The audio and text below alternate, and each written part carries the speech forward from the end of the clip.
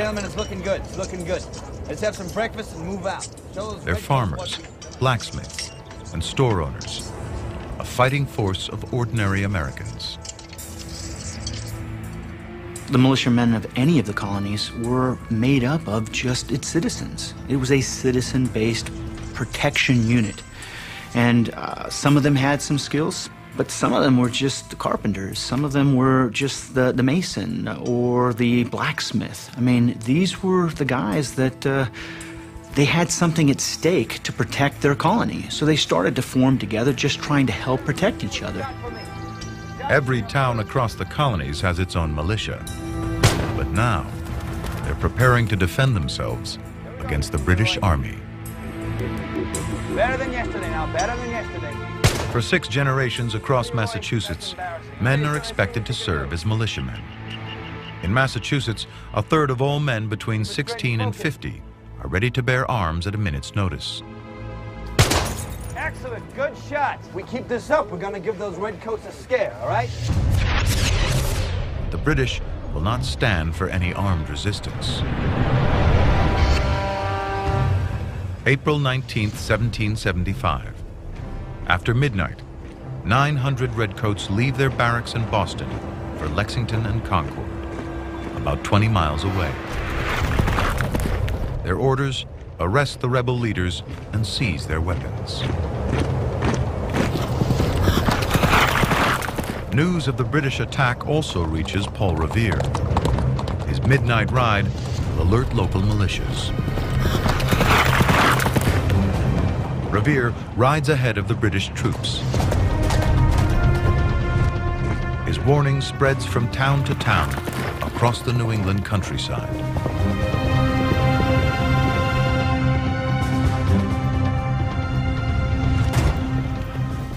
Paul Revere reaches Lexington in time to spread the word. The British are coming. We need to warn the militia. Get them together. All right. Come on.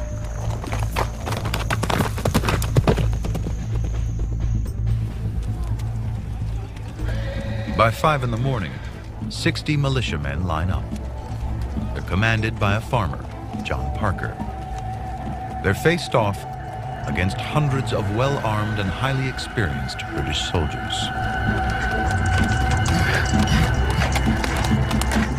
What happens next will transform the world forever.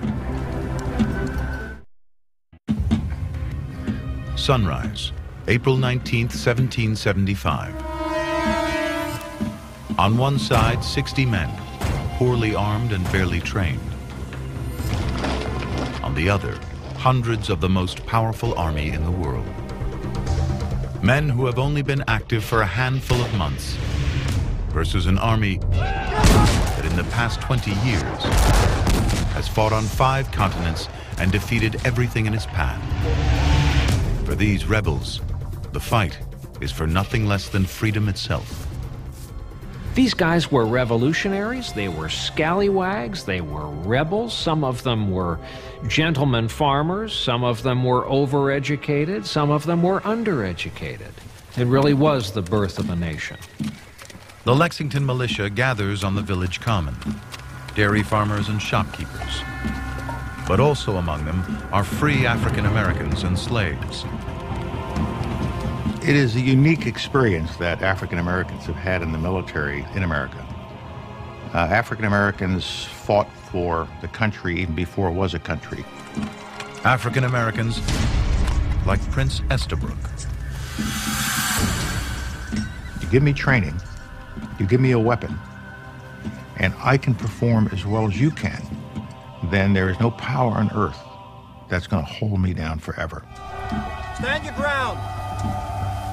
Don't fire unless fired upon. But if you mean to have war, let it begin here. Captain John Parker once fought on the side of the British. A quarter of the men standing at his side are related to him.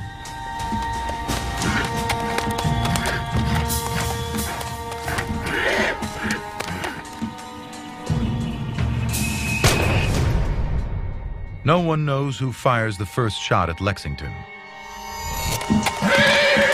But it's the shot heard round the world. I mean, the Redcoats, that's intimidating. The way they move, the way they march, the way they execute on that open space. I imagine on some level for the guy who works the printing press, this is overwhelming, beyond anything you could possibly articulate in words.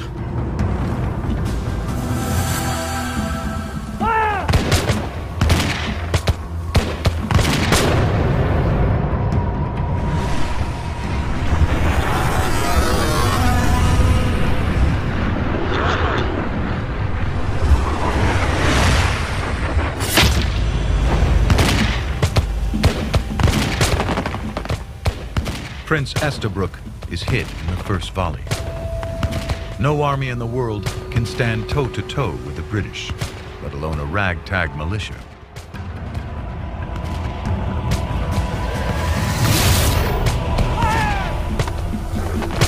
The British fired up to 4 times the rate of the militia.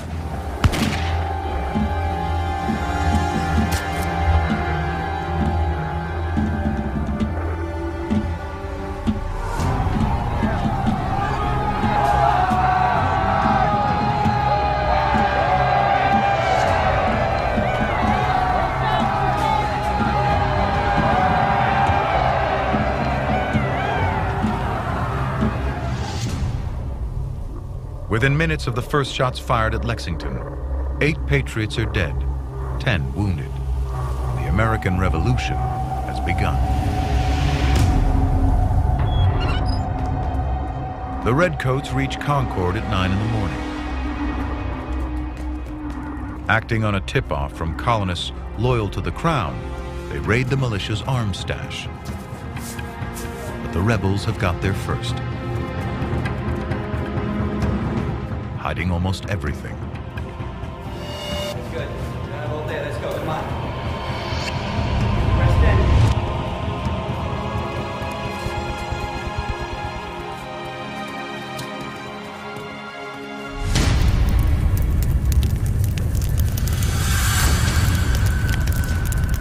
They continue to search for weapons, giving the Patriots more time to spread the word.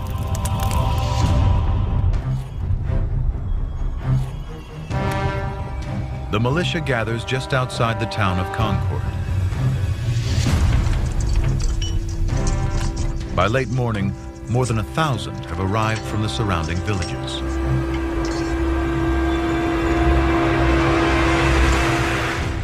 Their plan, to defend their towns against the British. Let's go!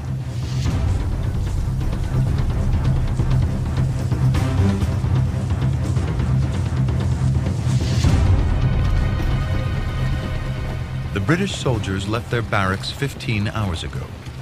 And now, they face a 20-mile march back to Boston.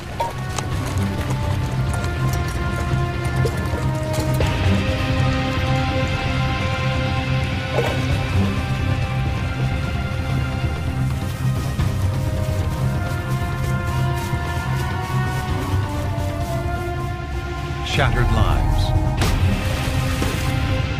An occupied city. Blood in the streets of Boston. And now Lexington.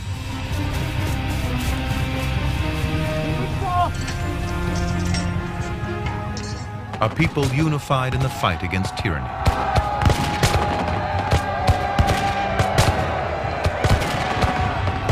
Now, the Patriots have their chance.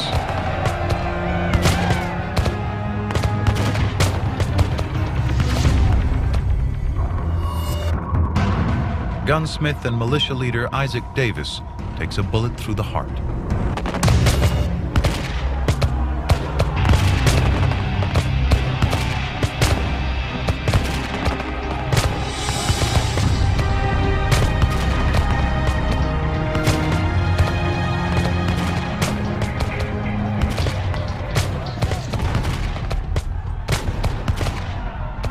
The Patriots seize the upper hand and intend to make the British soldiers pay.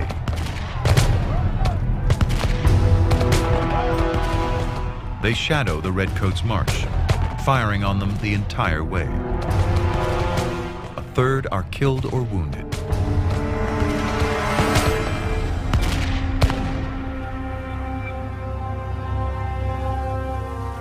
Seven generations after the first settlers left England, in search of prosperity and freedom, their descendants will have to fight for these rights.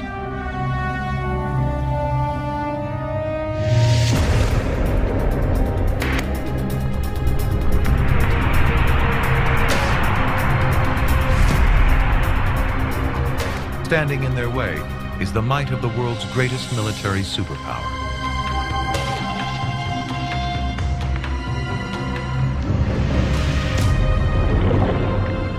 And they're not about to give up their colonies lightly. A ragtag bunch of rebels faces the greatest military superpower of the day. It's a war they never should have won. This is the secret history of how they did it. Daring, leadership, new ways of fighting, and true American grit.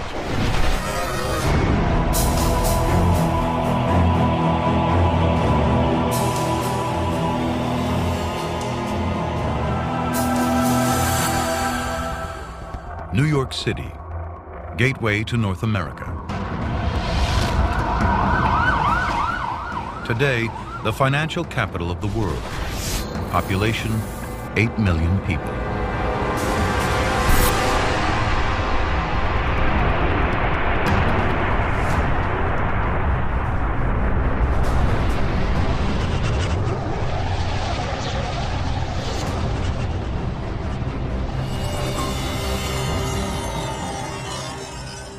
In 1776, this is a city of just 20,000.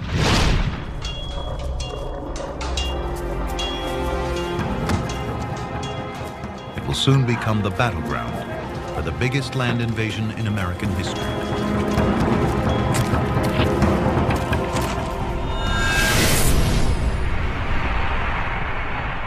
Three miles from Wall Street, where 23rd Street crosses Lexington Avenue today, the rebels dig in to defend New York at Kips Bay. Commander of the rebel army is General George Washington. He has already driven the British out of Boston. A surprise victory against superior forces. But they'll be back.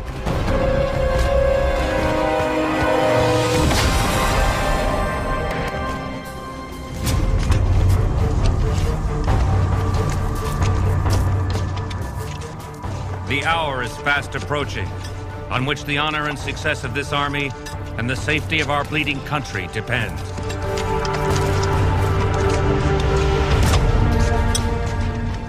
Joseph Plum Martin enlisted in the rebel forces at 15. Inspired to fight under Washington's command. A farm boy, he joins thousands of untrained volunteers. Our Revolutionary Army was quite something. It was in a nation that wasn't really a nation yet, just starting out. And we took on the greatest superpower of the time. Washington's ragtag troops are about to face the best equipped and most powerful fighting force in the world.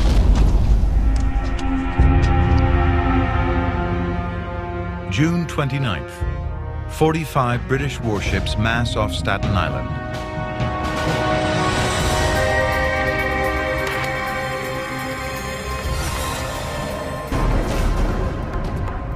Bearing down on New York City, the ultimate war machine of its day, the British ship of the line.